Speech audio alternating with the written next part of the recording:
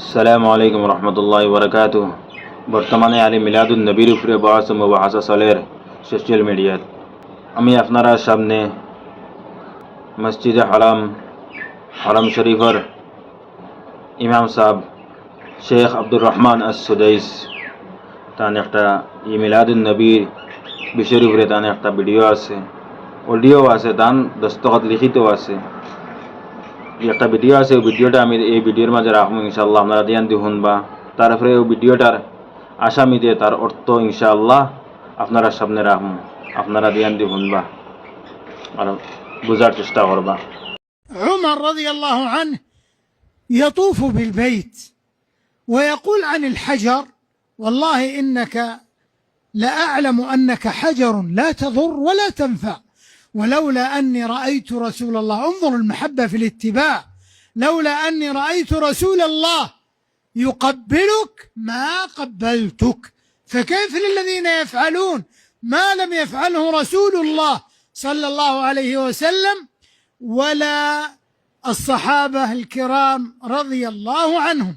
ولهذا ينبغي أن نحذر من البدع في الدين عامة، وبدعة المولد النبوي خاصة، فليس عليها دليل من كتاب ولا سنة ولا فعل الصحابة ولا القرون المفضلة فيسعنا ما وسعهم.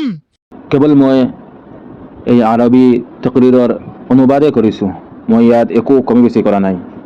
অসমীয়া অনুবাদ হৈছে হজৰত উমৰ ৰাদিয়াল্লাহু তাআলা আনহু বাইতুল্লাহৰ তৱাফ কৰি হাজৰে আসৱাদৰ বিষয়ে কৈছিল, আল্লাহৰ শপত, মই জানো যে তুমি কেৱল এটা শিল, তুমি কাৰো ক্ষতি কৰিব নোৱাৰা আৰু কাৰো উপকাৰো কৰিব নোৱাৰা।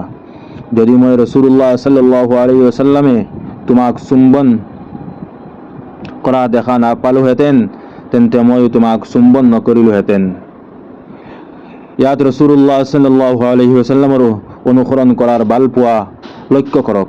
যদি মই ৰাসূলুল্লাহ সাল্লাল্লাহু আলাইহি ওয়াসাল্লামে এই কাম কৰা দেখা নাপালোহেঁতেন তেন্তে ময়ো এই কাম নকৰিলোহেঁতেন। তেন্তে সেইসকল লোকৰ কি অৱস্থা হ'ব যিসকল এনেকুৱা কাম কৰে যিবোৰ ৰাসূলুল্লাহ সাল্লাল্লাহু আলাইহি ওয়াসাল্লামেও কৰা নাই আৰু সাহাবায়ে কেৰাম ৰাদিয়াল্লাহু তাআলা আনহুমেই কৰা নাই। সেয়েহে আমি সাধাৰণভাৱে দিনৰ ভিতৰত থকা বেদাতসমূহৰ পৰা আৰু বিশেষভাৱে মিলাদুন নবীৰ বেদাতৰ পৰা সাৱধান হোৱা উচিত, কাৰণ ইয়াৰ সমৰ্থনত